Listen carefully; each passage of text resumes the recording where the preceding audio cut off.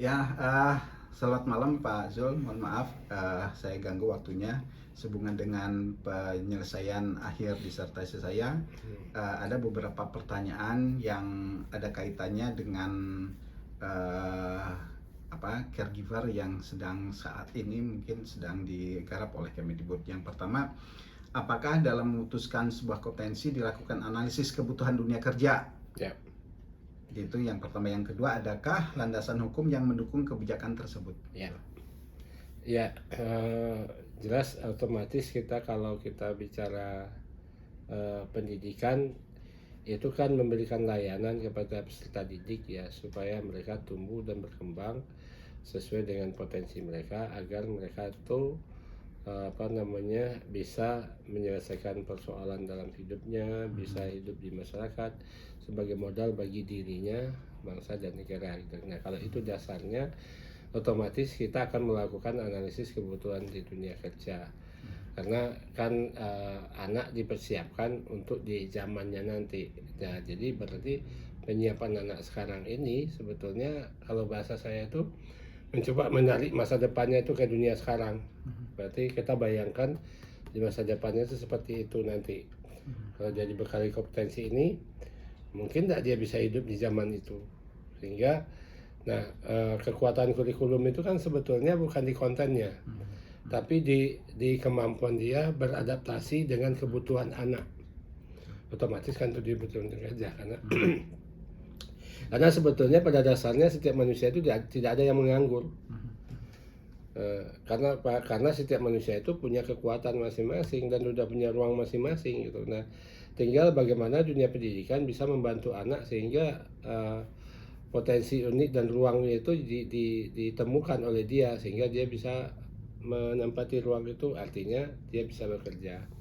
Nah, landasan hukumnya jelas yang pertama itu saya selalu memakai landasan hukum Undang-Undang Sistem Pendidikan Nasional pasal 1 ayat 1 itu, bahwa pendidikan adalah usaha sadar dan terencana untuk mewujudkan suasana belajar dan proses pembelajaran agar peserta didik secara aktif mengembangkan potensi dirinya untuk memiliki kekuatan spiritual keagamaan, kemandirian, kemudian kecerdasan, akhlak mulia, serta keterampilan yang diperlukan dirinya, kehidupan dan masyarakat. Nah, otomatis itu menyangkut dunia kerja sebetulnya. Jadi itu selalu saya pakai dasar landasan hukumnya. Kemudian pada bagian-bagian lain di standar proses misalnya itu juga mengedepankan kemampuan anak, misalnya soft skill, kemudian hard skill, itu semua harus bisa menjawab kebutuhan dunia kerja itu sebetulnya. Dan Itu jawabannya. Yang kedua Pak Zul, ya dalam Undang-Undang Sisdiknas disebutkan bahwa visi pendidikan nasional itu adalah terwujudnya sistem pendidikan sebagai pranata sosial yang kuat dan berwibawa untuk memperdayakan semua warga negara Indonesia berkembang menjadi manusia yang berkualitas sehingga mampu dan proaktif menjawab tantangan zaman yang selalu berubah. Nah, ini dikaitkan dengan caregiver. Oke. Bagaimana itu kaitannya Pak Zul? Oke, kalau saya melihat ya, kemarin waktu saya ketemu dengan teman-teman yang Saski ya. Asasi itu juga mengatakan bahwa caregiver ini kan sebetulnya yang diasah itu kan hati nurani seseorang sebetulnya, keikhlasan dia memberikan pelayanan, karena dia akan berhadapan dengan orang-orang yang mungkin akan mengomelin dia. Betul. Misalnya dia perawat rumah sakit, namanya orang sakit, tentu dia lagi mentalnya lagi down, lagi apa dan sebagainya gitu kan. Nah, datang lagi perawat yang judes gitu kan. Nah kemudian namanya perawat bayi misalnya kan harus butuh kesabaran begitu. Kemudian perawat orang tua misalnya kan, namanya orang tua pasti dia udah apa namanya udah cerewet, udah gitu dan sebagainya ya katakan. Kemudian harap yang apa namanya. Nah, sekarang ini kan kecenderungan orang-orang di dunia dunia industri, kalau orang tua kayak kita ini kan tidak mau mengandalkan anaknya. Ya pasti membutuhkan orang yang melayani gitu kan. Dan itu tuntutan dunia kehidupan yang kompleks. Kalau dulu kan masih tabu. Orang kalau di kampung dulu masa orang tuanya sakit tidak dirawat ya apa, masyarakat masih ngomong. Kalau di sini nggak ada orang yang bisa, orang anaknya sudah begitu nikah sudah pindah rumah, sudah ini, yang namanya kita semakin tua itu kan semakin butuh ini. Dan orang-orang yang apa, yang jelas semakin usia tua semakin kemandiriannya kan bergantung pada orang lain. Nah artinya tren ini kan ke depan itu akan banyak dan apa namanya, Semakin banyak pasti lansia gitu pasti ya. dibutuhkan gitu kan, caregiver ini pasti dibutuhkan. Apalagi untuk pelayanan rumah sakit dan sebagainya. Kan orang kalau dari dulu kan nggak asing lagi cerita perawat judes. Dan itu kan apa ya, akan memperparah kondisinya gitu. Jadi emang kalau saya melihat bahwa dunia pendidikan itu sebetulnya apalagi caregiver yang diasah itu hati. Kan itu kata Ki Hajar Dewantara, olah hatinya, olah pikirnya, olah rasanya, olah karsanya, olah raganya gitu kan.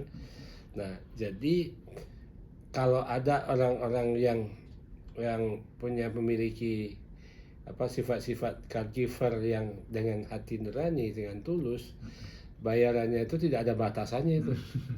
Nah itu kan, dan itu dibutuhkan dalam kondisi masyarakat, dan Susah itu bukan hanya itu. ya, jadi susah diuangkan. Itu jangankan di Indonesia, itu dunia itu pasarnya.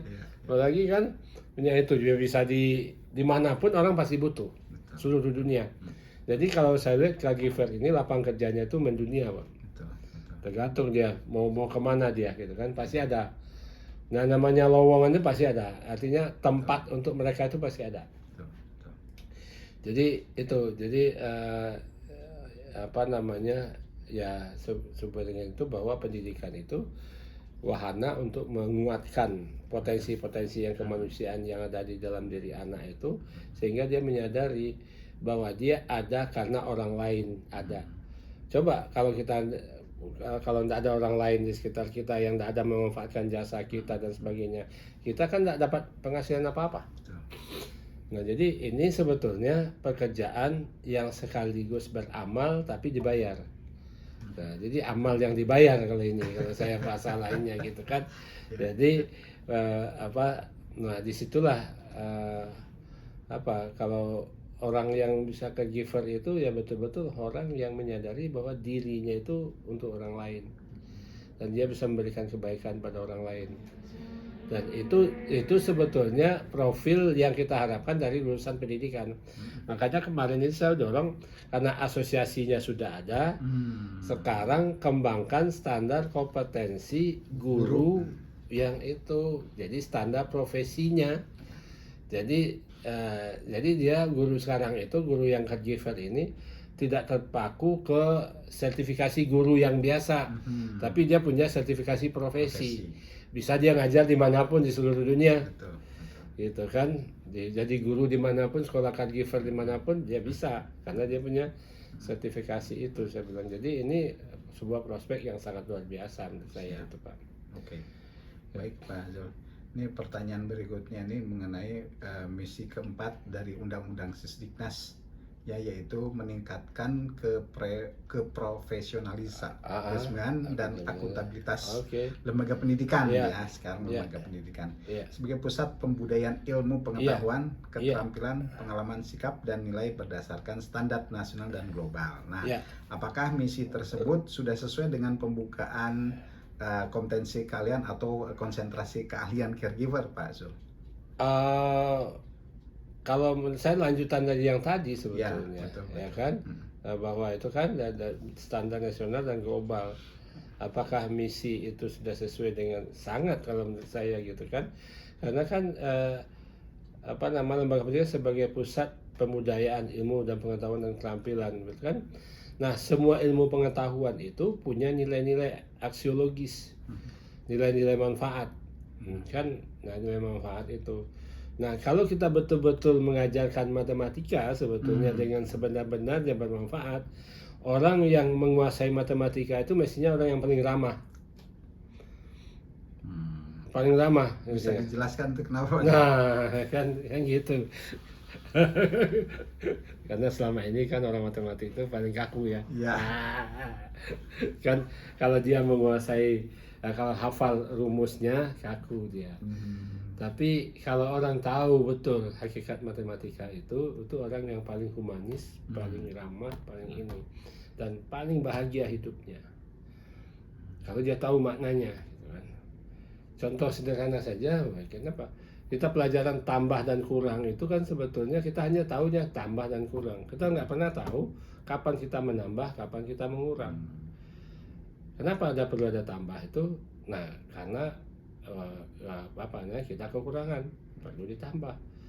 Kenapa ada kurang? Karena ada berlebihan, perlu dikurangi. Untuk apa? Untuk keseimbangan gitu. Nah, sebetulnya kalau dia tahu mengerti kenapa ada tambah dan kurang, itu sebetulnya untuk mengatur keseimbangan di dalam kehidupan sebetulnya. Filosofinya sama dengan ketika kita membuat teh manis gitu ya. Satu gelas teh itu kan itu dikasih 10 sendok teh gula gitu, 10 sendok gula. Kan diminum kan kemanisan, kan tidak enak. Nah, itu harus dikurangi gulanya kan, dikurangi gulanya ditambahkan air. Kenapa dikurangi gula? Karena kemanisan, tidak enak.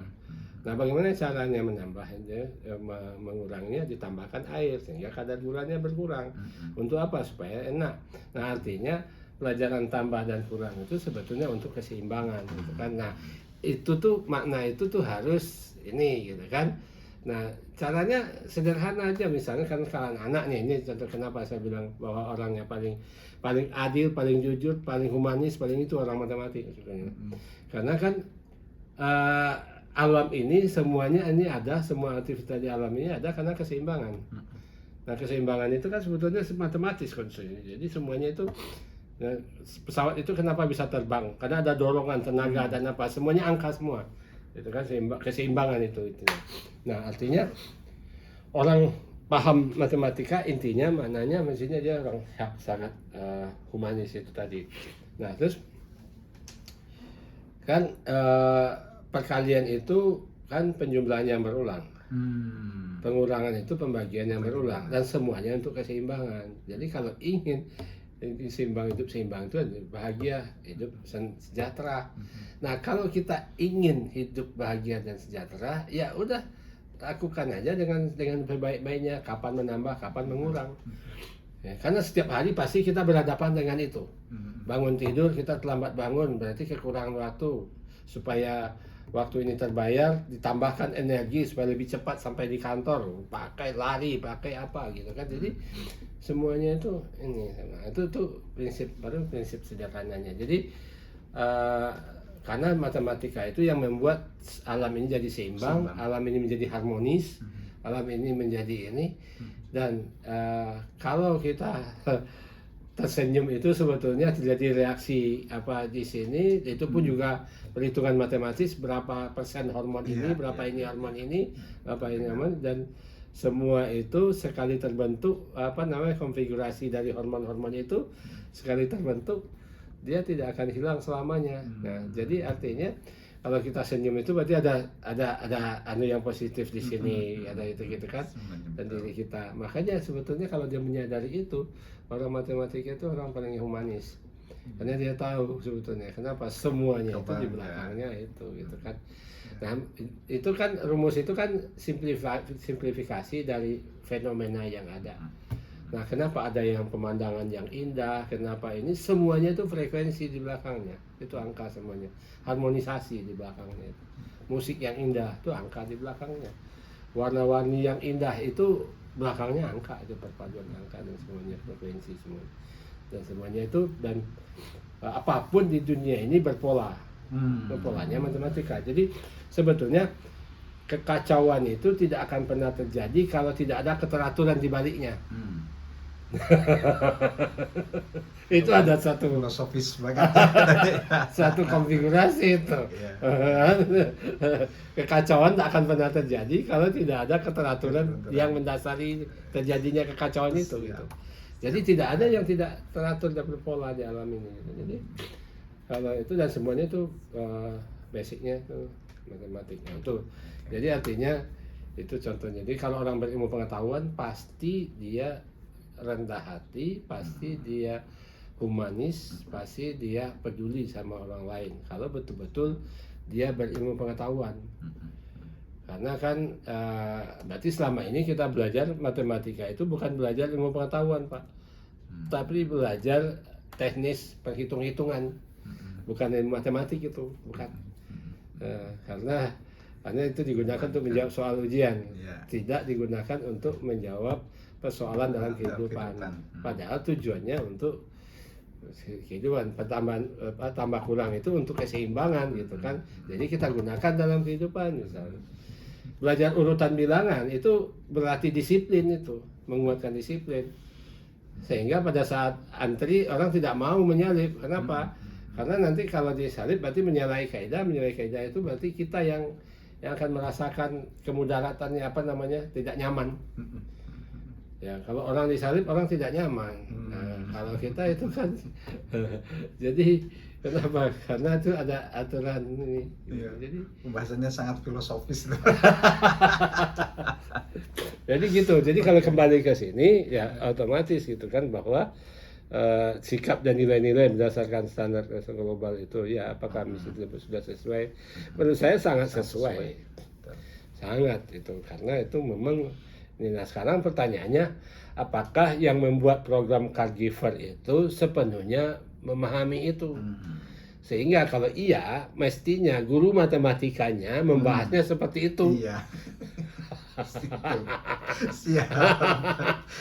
Guru matematikanya itu namanya pembelajaran bermakna. Kan kalau di kurikulum Merdeka itu kan keunggulan yang pertama, mendalam dan bermakna. Nah, selama ini kita belajar tidak mendalam dan tidak bermakna. Makanya orang bilang, untuk apa belajar matematika di caregiver? Saya bilang justru di situ. Tapi dicari guru matematika ya yang memahami nilai kebermaknaan dari itu, sehingga dia tidak jadi kalau di SMK sekarang kan ada pelajaran matematika tuh. Iya, tapi di kejuruan ya maksudnya. Nah, matematika ini di kejuruannya caregiver itu disesuaikan dengan filosofi itu. Mantap. Nyambung itu. Nyambung. Saya bilang kan gini, tanya orang kan, apa hubungannya itu logika pecahan itu dengan keikhlasan gitu kan. Jadi coba yang perbuatan. Kan kalau n per 0 itu kan ada satu tak berhingga, satu lagi tak ada solusi, tidak menemukan.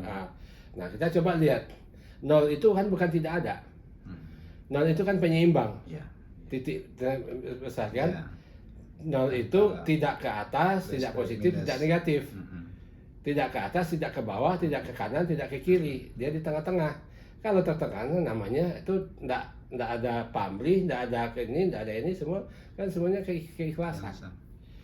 Makanya setiap perbuatan itu kalau dilakukan dengan keikhlasan berarti kita menolkan pamrih. Nah, itu menolkan pamrih, keikhlasan, maka kita dapat tak berhingga sebetulnya itu. Jadi kalau contoh sederhananya misalnya 1/5 berarti kan ini pembilang, ini penyebut. Nah 1/5 hasilnya kan 0,2. Nah kalau dikecilkan penyebutnya 1/2 0,5. Nah 1/1 1, berarti semakin kecil penyebutnya ini kan hasilnya makin besar. Nah ketika dinolkan penyebutnya hasilnya tak berhingga. Berarti satu perbuatan dilakukan karena ingin mendapatkan 5 keuntungan, kita dapat palingnya 2,2. Tapi satu perbuatan kita lakukan itu karena pamrihnya 2, berarti 0,5 gitu kan. Nah kalau kita lakukan ini pamrihnya 1, dapat 1 gitu kan. Artinya semakin dibesarkan pamrihnya, hasilnya makin kecil. Semakin dikecilkan pamrihnya, hasilnya makin besar. Dan ketika dinolkan pamrihnya menjadi tak berhingga gitu kan, tidak ada batas gitu kan, ikhlas gitu kan. Nah di situ kalau bisa guru memberikan makna seperti itu kepada orang-orang itu, dia bilang selagi itu kan nggak ada pamrihnya, berarti kan dia setulus hati itu, setulus hati mengerjakan keikhlasan. Nah, belum lagi dari orang yang bersangkutan, nanti dari Allah aja kita udah punya ketenangan, kebatinan sebagainya. Apalagi kalau orang melihat dengan keikhlasan itu, pasti dia mengeluarkan uang ya akan lebih banyak. Lihat kalau kerjanya, ya, kan kita sering itu. Kalau kita tukang kebun misalnya, pertamanya kan kita bayar seadanya, tapi kita lihat keikhlasan dia melakukan itu dan sebagainya kan, ya kita otomatis tidak tega dong ngasih segitu gitu kan. Nah, jadi saya ada cleaning service di namanya pesuruh di kantor dulu, Pak Maih namanya. Jadi sejak saya masuk itu dia sudah senior juga kan. Saya bilang sebanyak itu saya ketemu di kantor, mulai dari cleaning service sampai pimpinan semuanya, orang yang paling berbahagia itu Pak Maih itu. Jadi dia itu ikhlas semuanya Pak. Dikasih uang 1.000, alhamdulillah, dikasih itu semuanya. Dan ternyata hidupnya betul-betul berbahagia, anak-anaknya sukses, dan dia tuh tidak pernah mengeluh gitu kan. Alhamdulillah terus saja sampai usia tuanya masih kuat dia gitu kan. Nah, artinya menurut saya orang yang paling berbahagia di kantor itu hanya dia. Yang lainnya udah pusing gitu. Nah, kurikulum ganti udah pusing gitu kan. Nah, itu Pak. Jadi selama ini pembelajaran itu justru nilai-nilainya itu yang tidak ditumbuh. Jadi harusnya tahu. Jadi saya bilang segini, kalau guru-guru itu sebelum pembelajaran pertama itu kenali dulu anak, kemampuan awalnya seperti apa dan variasi kemampuan seperti apa. Nah, setelah mengenali anak, langkah kedua adalah pahami betul makna atau manfaat apa yang akan didapat oleh anak setelah dia belajar sesuatu. Maknanya itu dulu. Nah, setelah maknanya dapat, oh belajar ini berarti maknanya ini, belajar matematik ini gitu kan, makna dalam kehidupannya kan selalu dia berhubungan itu. Nah, kalau sudah dapat maknanya, untuk mendapatkan makna itu si anak harus dilakukan dengan berbagai aktivitas. Nah, baru ditentukan iklim pembelajaran seperti apa yang mau dikondisikan. Nah, setelah itu yang ketiga, yang pertama kan paham anak dulu, yang kedua tahu makna dari apa yang akan didapat anak setelah belajar itu. Yang ketiga, tahu kita mengkondisikan proses pembelajaran sehingga si anak mendapatkan makna itu. Nah, yang keempat itu baru susun perencanaannya, kelola kurikulumnya. Nah, baru kita bicara kurikulum. Nah, kurikulum sebagai alat nih, materinya apa, dan sebagainya. Nah, selama ini kan yang jadi keliru itu kan materi itu yang pertama, pokoknya disampaikan kepada siswa, nggak tahu maknanya apa dan anak seperti apa, pokoknya yang betulnya di situ problem based learning, udah sintaknya begini, ya udah cocok nggak cocok dengan anak, yang penting sintaknya harus benar dilaksanakan. Gitu. Makanya selalu saya mengatakan, jadi sintak itu sebetulnya itu bagi yang punya model itu, iya itu sintaknya. Tapi itu dihasilkan di negara lain yang belum tentu cocok dengan anak kita. Nah, kalau kita paksakan sintak itu di anak kita, bisa jadi anak kita nggak sampai. Gitu kan. Jadi itu Pak. Jadi itu yang ketiga ya. Jadi artinya apakah sudah sesuai. Ya, nah, terus sudah sesuai banget gitu ya. Ya. Oke, siap. Nomor 4 nih Pak Jul. Maaf. Pemerintah ya dalam hal ini Kemendikbud, bukti mendukung caregiver itu seperti apa sih? Ini yang mungkin yang belum bisa jawab secara pasti saya ya. Karena apa? Karena caregiver ini kan sebetulnya belum banyak ya dukungan dari pemerintah ya. Atau dikaitkan dengan yang ini kan sekarang ada program yang pertama tahun 2020 itu ada yang disebut dengan Center of Excellence. Itu di bidang care service. Gitu kan. Itu kan yang saya tahu karena saya yang memulai juga di bidang itu. Kemendikbud mengeluarkan 3 miliar bagi sekolah, dan waktu itu tahun 2020 ada sekitar 12 sekolah yang diberi bantuan untuk itu. Itu berlanjut sampai akhirnya tahun 2021 berpindah ke program PK. Nah, itu pun ditambah lagi ya, ada beberapa sekolah yang mendapat bantuan itu. Nah, itu apakah ya dengan program PK ini khususnya dikaitkan dengan, kalau yang sekarang programnya itu ke program migran potensial gitu Ya, Pak Zul. ya, Itu oke. seperti apa? Oke, kenapa pemerintah mengembangkan program keunggulan? Sebetulnya karena memang ini menciptakan anak-anak unggulan sebetulnya, unggulan profesional, kemudian sangat menghargai orang lain, kemudian bisa mengembangkan usaha, punya prospek ke depan, dan tidak menjadikan dia sebagai seorang tukang yang melaksanakan perintah saja gitu, tetapi dia itu punya upaya pengembangan secara mandiri. Kalau saya mengambil jurusan ini, saya akan punya ilmu ini, dan agar saya itu bermakna bagi orang lain, dan saya akan mengembangkan seterusnya seperti itu, sehingga dia menjadi seorang pekerja yang profesional, yang tahu nilai-nilai kemanusiaan gitu kan. Nah, kalau dari situ sebetulnya yaitu mungkin salah satu program Pendikbud itu dengan membuat otomatis kan caregiver ini akan menunjukkan keunggulannya di mana. Betul, betul, betul. Di mana keunggulan caregiver, di mana keunggulan otomotif, di mana keunggulan pertanian, di mana keunggulan itu, dan itu sebetulnya ruang yang diberikan oleh pemerintah agar yang membangun jurusan itu fokus kepada keunggulannya. Nah, fokus kepada keunggulannya itu, makanya jangan dipatok materinya, langkah-langkahnya jangan dipatok. Karena Pak itu akan mengunci kreativitas. Padahal keunggulan ini membutuhkan kreativitas dan bisa menunjukkan hal yang berbeda dari yang sudah ada. Jadi kalau yang sudah ada itu mengikuti yang sudah ada ya, tapi dia setiap saat bisa menunjukkan yang berbeda dari yang sudah ada gitu. Nah kalau tinggal kita bisa memanfaatkan apa makna program keunggulan. Berarti fokus di keunggulan itu. Ya, keunggulan misalnya program caregiver di SMK ini selalu menghasilkan lulusan yang berbeda dari sebelumnya. Jadi ya artinya kalau kita kaitkan dengan dukungan tentu saja ada gitu ya. Ya. Sangat mendukung bahkan. Iya. Ya. Oke, yang berikutnya nih Pak Zul.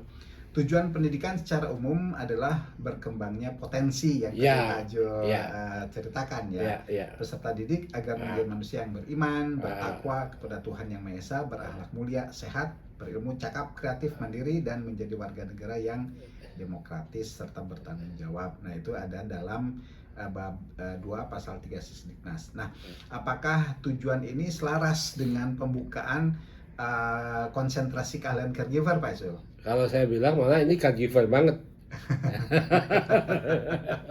Kalau bahasa Betawinya ini gua banget katanya ya. Kenapa? Karena caregiver itu semuanya ini Pak. Iya. Dia mulia, sehat, berilmu, cakap, kreatif, mandiri, dan bertanggung jawab. Dan satu kurangnya misalnya sabar dan ikhlas sepenuh hati kan gitu. Tapi itu kan bukan bahasa undang-undang. Ya. Jadi itu udah selaras ya. Udah sangat itu. Jadi malah sebetulnya semua orang itu, semua apapun, karyawan manapun, kalau perlu dapat pembelajaran caregiver. Mantap. Kan ini kan caregiver. Jadi bagaimana orang memberikan kepedulian. Tanpa, saya bilang ini kan, kita itu tebarlah kebaikan sebanyak mungkin tanpa memberikan kesempatan kepada hawa nafsu untuk mempertanyakan keuntungan apa yang saya dapat dari kebaikan yang saya tebar. Itu sebenarnya itu. Ya, kenapa? Karena kalau kita tebar kebaikan itu sebetulnya gini ya, sederhana prinsipnya saya bilang. Kenapa? Kalau kita memikirkan sesuatu yang baik di sini, itu kan terjadi konfigurasi neuron-neuron itu, jejaring akan dikirim ke mata. Kalau baik di sini berarti sorotan matanya menjadi positif, menjadi ini mimik mukanya itu menjadi bersahabat. Kemudian kata-kata yang dikeluarkan itu kata-kata yang menyenangkan bagi orang lain. Nah, semua kata, mimik, semuanya itu kan akibat reaksi kimia mulai dari neuron di sini, tergantung dari apa yang dipikirkan sama dia. Jadi kalau dia memikirkan negatif, itu kan, dia itu pasti akan menyorot matanya itu mata yang membenci orang lain. Kemudian kata-kata yang dikeluarkan pasti kata-kata yang menyakiti orang lain, gitu kan. Nah, artinya kalau dia berpikir positif, dia itu membangun dirinya seluruhnya positif itu. sorotan matanya positif, mimik mukanya positif, kata-kata yang keluar itu positif, itu kan membahagiakan orang. Nah, berarti dia tuh positif. Nah, tapi sebaliknya kalau negatif gitu kan, berarti dia telah membangun dirinya negatif semuanya. Di sinar matanya akan ini, kata-kata yang keluar kenapa? Karena kata keluar pasti dikasih kata yang akan menyakitkan hati orang lain. Dan itu akibat reaksi tadi itu, dan ternyata sekali konfigurasi itu terbentuk, selamanya tidak akan terhapus, dia akan menjadi milik orang yang bersangkutan gitu. Jadi sekali misalnya memfitnah orang lain, ketika saya berniat memfitnah orang lain, misalnya memfitnah Pak Rahmat gitu kan saya akan menyusun strategi, kata-kata semuanya udah saya susun. Begitu melihat sorot mata saya ke Pak Rahmat atau kepada orang kan kebencian dan sebagainya. Nah, itu sebetulnya saya telah berusaha membangun diri saya menjadi negatif. Dan kalau saya berhasil memfitnah Pak Rahmat, dan Pak Rahmat itu jadi celaka karena fitnahan saya, lalu kemudian saya saya tertawa. Yang saya tertawakan adalah keberhasilan saya menghancurkan diri saya sebetulnya. Kenapa? Karena penerima pertama dari rancangan itu adalah diri saya. Jadi Pak Rahmat itu hanya penerima efek dari keburukan saya yang membuat diri saya buruk gitu kan. Nah, artinya gini, tidak ada salahnya sama sekali ketika kita berbuat baik pada orang yang mencelakakan kita sekalipun. Kenapa? Karena sebetulnya perbuatan baik, pikiran baik kita itu mungkin akan menguntungkan orang lain. Tapi sebelum orang lain itu diuntungkan dengan kebaikan kita, itu diri kita dulu yang telah untung sebetulnya. Kita terbebas dari dendam, kita terbebas dari ini dan sebagainya. Hidup kita itu bisa berbahagia, menikmati itu. Jadi artinya di sini caregiver itu yang bagaimana dia berbuat baik pada orang lain dengan sepenuh hati tanpa memikirkan pamrihnya. Nah, kalau itu yang ditanamkan di anak-anak itu dan dia bisa menghasilkan itu dia akan dinilai tanpa batas, tanpa batas sebetulnya. Dan itu luar biasa. Makanya caregiver ini sebetulnya itu sangat luar biasa.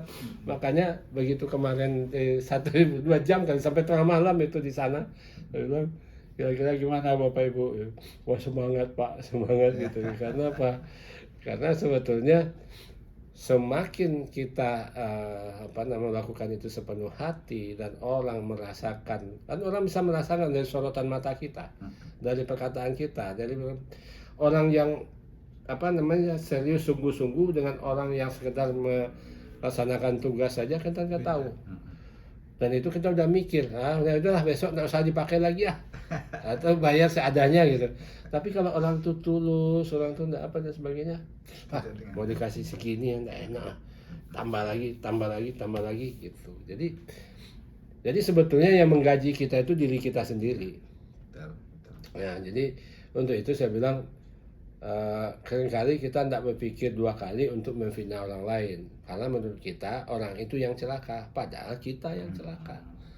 Dan seringkali kita berpikir 1000 kali untuk berbuat baik kepada orang lain, karena menurut kita itu kita yang rugi.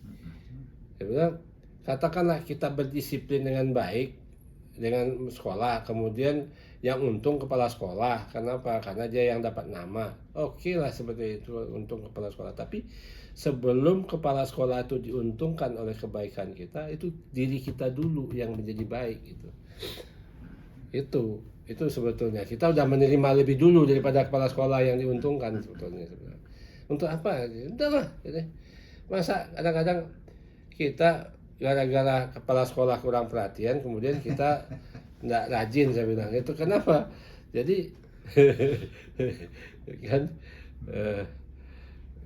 kata Allah, aku akan berikan sebesar apa yang kau berikan pada orang lain dan aku lipat gandakan bila ikhlas gitu kan. Jadi artinya ketika kita hitung-hitungan pada proses kan bilang, saya nggak mau baik-baik sama. Kenapa? Habis sekolah-sekolah nggak adil. Kenapa? Yang malas juga sama dengan bayarannya gitu kan.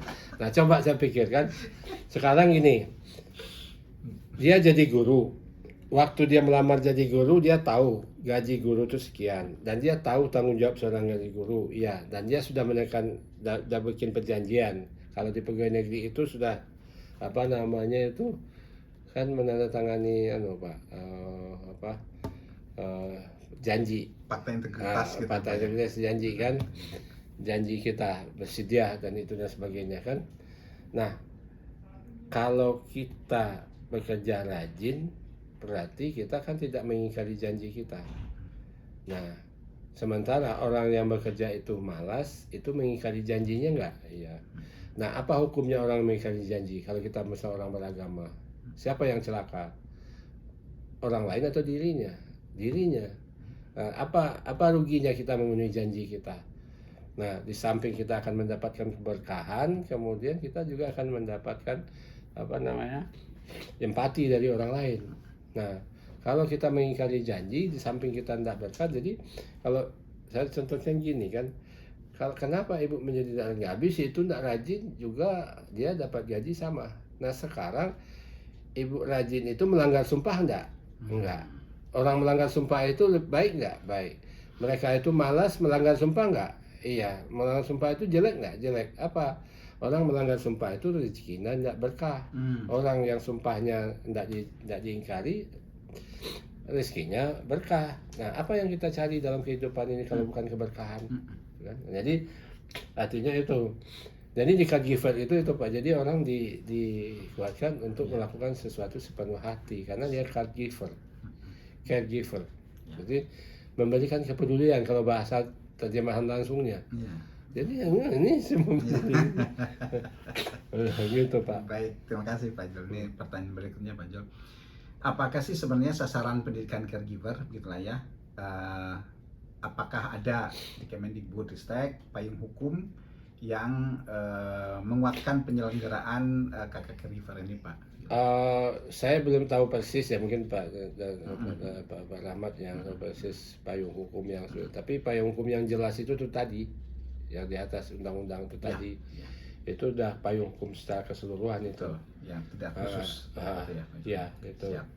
Oke, kalau begitu kita lanjut ke nomor 7 Pak Jul. Apakah ada kebijakan pemerintah dalam program caregiver ini? Ya kalau saya pikir ini tadi yang program keunggulan itu ya. Oke, siap. Itu udah oke itu. Nah, menurut pendapat Bapak nih Pak Jul, kakak caregiver itu seperti apa sih? Ya itu tadi bahwa kita menghasilkan orang-orang yang peduli pada kebaikan, kemudian ini orang yang menjadikan kebaikan itu sebagai profesinya. Artinya beramal sama mendapat gaji itu sekaligus dia. Nah bayangan saya seperti itu ya, apakah masuk dalam pertanyaan ini enggak, tapi saya membayangkan caregiver ini orang yang mulia, profesional, peduli pada orang lain. Jadi orang yang kepeduliannya tinggi, orang yang empatinya tinggi, orang yang bekerjanya tanpa pamrih, kemudian dia mengutamakan kepuasan orang atas layanannya dia gitu kan. Dan itu semua sebetulnya itu termasuk kalau di agama kita, di agama Islam itu insan kamil. Insan kamil, betul. Iya. Jadi orang yang cerdas berpikir dan selalu menebar kebaikan. Apalagi ini profesinya memberikan pelayanan, perhatian, empati itu semuanya ada di situ. Jadi maksud saya kalau semua orang yang bekerja itu pernah mendapat pelajaran caregiver anak 1 semester aja, wah itu seluruh jurusan. Soft skillnya kena ya Pak? Kena itu, karena ini soft skill banget. Ini hard skillnya jadi soft skill. Jadi hard skillnya itu soft skill. Nah, bayangin, kalau yang lain masih berdebat, ini hard skill, ini harus pelatih, ini apa, soft skillnya mana? Kalau ini di caregiver itu hard skillnya itu ya soft skill. Siap. Oke, baiklah, ini kaitannya, ini dua pertanyaan terakhir nih Pak. Ya, bagaimana sekolah ya dalam hal ini penyelenggara kakak caregiver ini dikembangkan gitu Pak Zul? Menurut saya konteksnya ke sekolah ya Pak. Iya. Jadi pertama ya kurikulumnya itu ya betul-betul melibatkan persoalan-persoalan nyata dalam kehidupan sehari dan hadirkan ke anak itu sejak awal. jangan teori-teori. Nah, teori-teori belakangan lah. Iya. Jadi seperti di sekolah di kedokteran, orang semester 1 itu anak-anak itu sudah dikenalkan dengan praktik kepada jenazah yang mayit dan sebagainya, supaya itu secara pelan-pelan kan, secara itu dia bisa menyatu dengan profesinya itu gitu kan. Jadi menurut saya di caregiver ini mungkin pembelajarannya itu lebih banyak anak dilibatkan kepada persoalan-persoalan yang akan ditemukan pada saat dia melakukan pekerjaan nanti gitu kan. Misalnya dia praktek menemani orang yang paling rewel misalnya, orang yang paling judes gitu, orang yang paling ini gitu kan. Nah itu kan ilmunya tidak ada, ilmunya sih ada di orang itu. Nah kalau sementara ini kelemahan dunia pendidikan kita itu kan anak itu dijejalkan dengan teori-teori gitu kan. Nah sementara dia berjarak dengan persoalan, padahal dia nanti kalau tamat dia pasti berhadapan dengan persoalan. Untuk itu dari awal itu sekolah itu sudah menghadirkan betapa kompleksnya persoalan yang akan dihadapi oleh siswa-siswa ini setelah tamat. Sehingga kalau itu kuat dia di akhir dan dia melanjutkan pendidikan itu sampai selesai, itu betul-betul datang dari dalam hati nurani mereka. Dan dia sudah membayangkan segala resiko-resikonya. Dan resiko itu ya dia nikmati. Nah itulah orang yang profesional di bidang itu menurut saya. Jadi itu kurikulumnya itu betul-betul ini kebayangan saya gini. Misalnya dia nih siswa itu dari awal sudah ditugasin, coba kamu dampingi siapa saja yang ada di rumah atau tetanggamu, biar lansia atau bayi atau apa dari itu. Nah kalau ada 40 siswa berarti ada 40 jenis orang yang didampingi. Nah itu diskusikan di kelas itu. Mantap itu. Nah, itu PJBL itu. Diskusikan di kelas kan, di situ dia itu kan cerita kan, waduh ini begini itu begini. Nah di situ mereka akan. Nah untuk mencari orang-orang yang bisa memahami ini sangat susah. Tapi kalau gitu berarti kita masuk kepada orang yang susah dicari orang itu. Otomatis kan nilai profesional kita naik gitu kan. Jangan masuk ke wilayah orang yang misalnya apa ya, caregivernya tidak sabar, caregivernya dibentak-bentak sama pasien yang dijaganya, udah mundur, udah ini gitu kan. Nah, itu tidak bisa gitu kan. Nah, jadi memang dari awal itu sudah diperkenalkan dengan problem-problem yang akan ada di masyarakat. Sebetulnya menurut saya itu lebih cepat itu Pak.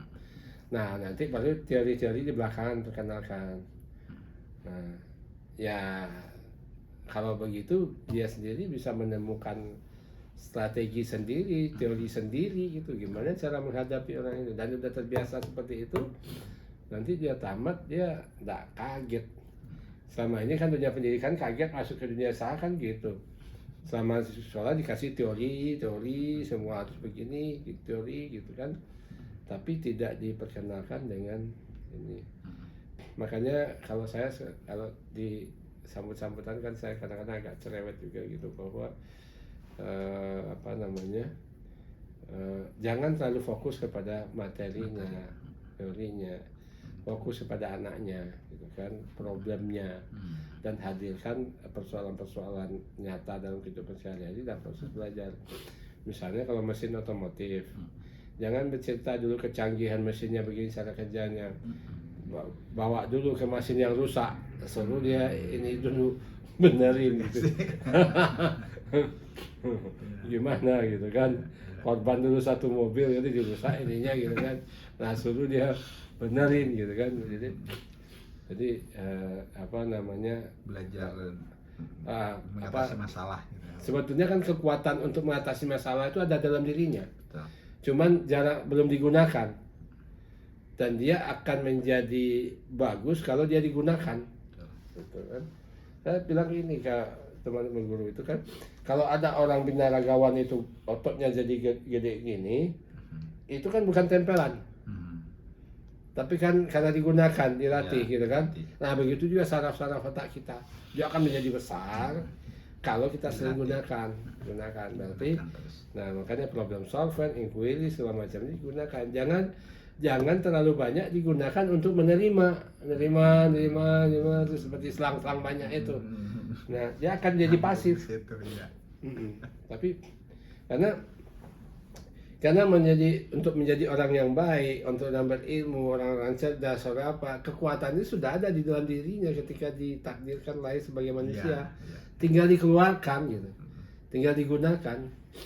Nah, jadi tidak perlu kita memasukkan banyak materi gitu, tinggal digunakan. Nah dialah yang mencari materinya, dialah mencari ini dan Belajar dari akar permasalahan gitu ya. iya, dia menemukan solusinya gitu kan. Nah nanti di mana dia lalu mentok dia, baru kita lakukan konfirmasi, klarifikasi, dan itu kita motivasi lagi. Baru segitu aja kamu sudah nyerah. Itu kan prinsipnya begini, prinsipnya begini. Coba deh lakukan itu. Oh iya, udah. Siap. Keren. Kayak gitu. Terakhir nih Pak Zul, ini apa harapan Bapak ya untuk ke depan caregiver ini, apa ya dilihat dari tentu saja terutama sekarang adalah sekolahnya itu yang pertama, yang kedua guru-gurunya. Ya. Ya kalau tadi mengenai kurikulum sudah dijelaskan, itu aja Pak Zul. Ya, jadi guru-gurunya harus menyadari betul bahwa tugasnya itu tidak mudah dan sangat kompleks, membutuhkan daya nalar yang kuat gitu. Jadi dia menyadari bahwa semakin terkuras energinya oleh muridnya, berarti dia semakin banyak menebar kebaikan kepada muridnya, berarti dia akan semakin banyak menerima keberkahan dalam diri. Jadi sebetulnya guru-guru kita itu yang kurang sentuhan itu hati nuraninya. Kalau untuk teknis sebetulnya kan gampang. Saya bilang dalam proses pembelajaran kita coba di mana kira-kira bisa kita menyentuh hati nurani anak itu. Selama ini kan kita hanya fokus kepada ilmu pengetahuan teknisnya, gitu ya. Misalnya kalau di otomotif misalnya kan ya memperbaiki motor rusak, mobil rusak gitu sebagainya, kurang disentuh hatinya misalnya gitu kan. Bilang gitu, sebetulnya kalau kamu untuk mencari keuntungan lebih banyak kan sebetulnya kan bisa kamu lakukan ini saja tuh, katakan laporan kepada orang bahwa ini yang rusaknya ini padahal kamu ini dulu gitu kan. Nah kalau itu dilakukan rasanya gimana, berkah enggak, apa enggak sebagainya gitu. Jadi kalau di itu tuh utamakan soft skillnya, gitu. Apalagi kalau di caregiver, kalau menurut pandangan saya hard skillnya itu ya soft skill itu. Jadi harapannya itu, jadi guru betul-betul menyadari bahwa ini pekerjaan mulia, gitu, pekerjaan ini kesadaran sebetulnya.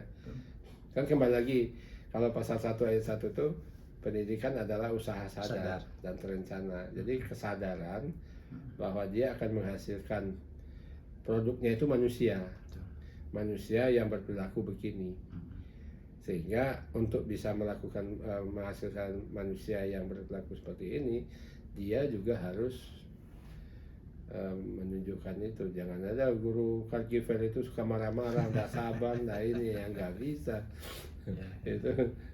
Nah sekarang kalau dilihat dari ini ya Pak Zul, lingkungan sekolah misalkan itu seperti apa Pak Zul? Lingkungan sekolah ya dalam artian budaya dukung masyarakat gitu ya. Jadi selama ini sebetulnya sekolah kita itu memang terisolir dari dunia sosial kalau menurut saya. Dia menjadi menara gading. Jadi misalnya caregiver ada di situ. Sementara di balik tembok sekolahnya itu banyak orang yang terlantar gitu. Padahal itu bisa menjadi bahan pelajaran buat dia. Gitu Pak. Jadi selama anak belajar itu dia bisa membantu orang yang terlantar di situ, orang apa gitu kan, bisa gitu. Jadi orang masyarakat merasakan, oh dengan adanya sekolah caregiver di sini kita merasakan ada sesuatu yang terbantu. Kita jadi sadar bahwa membantu orang lain itu lebih ini dan sebagainya gitu. Jadi itu kalau saya melihat karena mungkin masyarakat belum tahu untuk apa sih sekolah caregiver Ya, itu. betul. Tapi kalau ada actionnya, mungkin kerjasama dengan masyarakat, kerja apa, jadi masyarakat menjadi mengenal, oh berarti sekolah itu bagus, sekolah ini gitu kan. Jadi kalau orang itu biasanya kalau di kuliah itu KKN, misalnya di kita itu praktek gitu kan. Ya, ya. Jadi sekian periode sekali, anak-anak itu turun ke lingkungan di sekitar, mendata orang-orang yang terlantar, orang yang nyanyi jalan, orang lansia, orang itu dan sebagainya, akan menyadari. Jadi dia akan menyadari nanti, pokoknya dimanapun dia berada pasti dia lapangan pekerjaannya itu ada, dimanapun dia berada, walaupun satu orang aja tidak masalah gitu kan. Kenapa? Karena kalau caregiver ini kan tidak tergantung jumlah orangnya berapa yang dia layani, satu orang yang dia layani juga bisa. Betul. Jadi satu orang ternyata itu seperti apa namanya raja minyak dia misalnya, atau kayak Kanji itu, artinya dia menggaji kita itu udah nggak hitung-hitungan gitu kan, nggak usah mikirin kerja yang lain. Cukup di situ, malah nanti kan namanya dia sudah jompo, sudah ini, anak-anaknya sudah tidak ada, ya sudahlah, kamu saya anggap anak, udah nih warisan ambil semua. Nah, itu dalam pandangan saya kan, saya kan awam dari caregiver ini gitu kan. Tapi sebagai orang awam saya memandangnya gitu. Iya, Pak. siap. Pak Zul, terima kasih sekali nih. Maaf sudah diganggu waktunya. Mudah-mudahan Pak Zul selalu sehat, produktif, dan selalu dididik oleh Allah Subhanahu wa Ta'ala. Makasih ya Pak Zul. Amin. Sama-sama.